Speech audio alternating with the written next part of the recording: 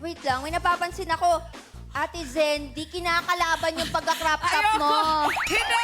Gusto ko siya yung bida ngayon. Sige, ikaw na lang mag-crop sige, top.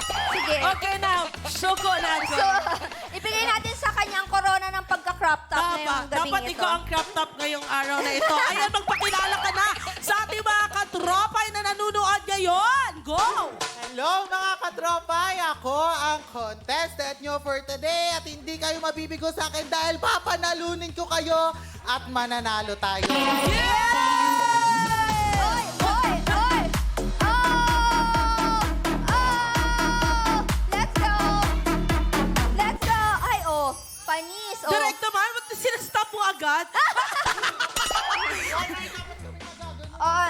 Ano yan? Ano sabi mo, ah? 1 hour dapat tayo nagagano. 1 hour yun. 1 hour? Hindi pwede. Walang Oo. mangyayari, be. Pagod na yung tao dun sa loob ng balakang niya, Ate Zen.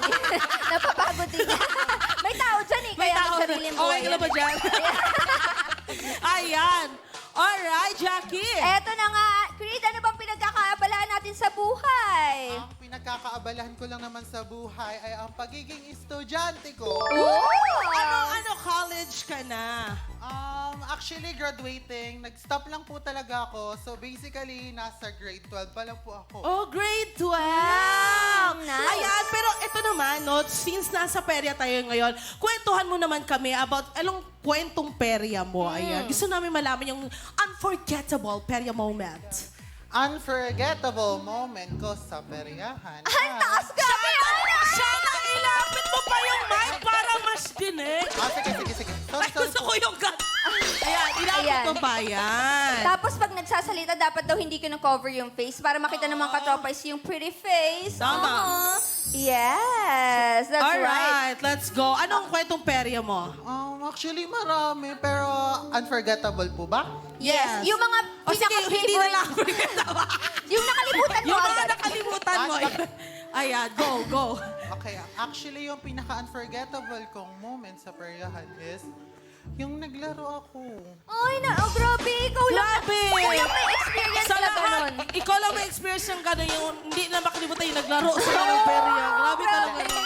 Anong laro yung favorite mo? Ganon. Ang favorite kong laro is yung color game. Color game! color game. Meron tayo niyan dito sa Yes. Choose Color. Yes, meron tayo Oo. niyan. Paborito mo din ba yung naghahagis ka ng piso? Yeah!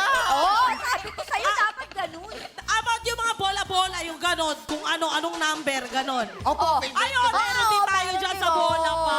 Oo. Ayan. So, abangan mo mamaya, ano, nananalo ka naman. Yan, nananalo ako. Ano yung pinakabonggang na panalunan mo sa, perya? Ang pinakabonggang na panalunan ko sa perya is, actually, nasa bahay siya ngayon. Kaya Actually, ano unforgettable din siya sa akin. Memorable din siya. sa Oh. akin. Ano yon? Human-sized teddy bear. Oy, ang laki!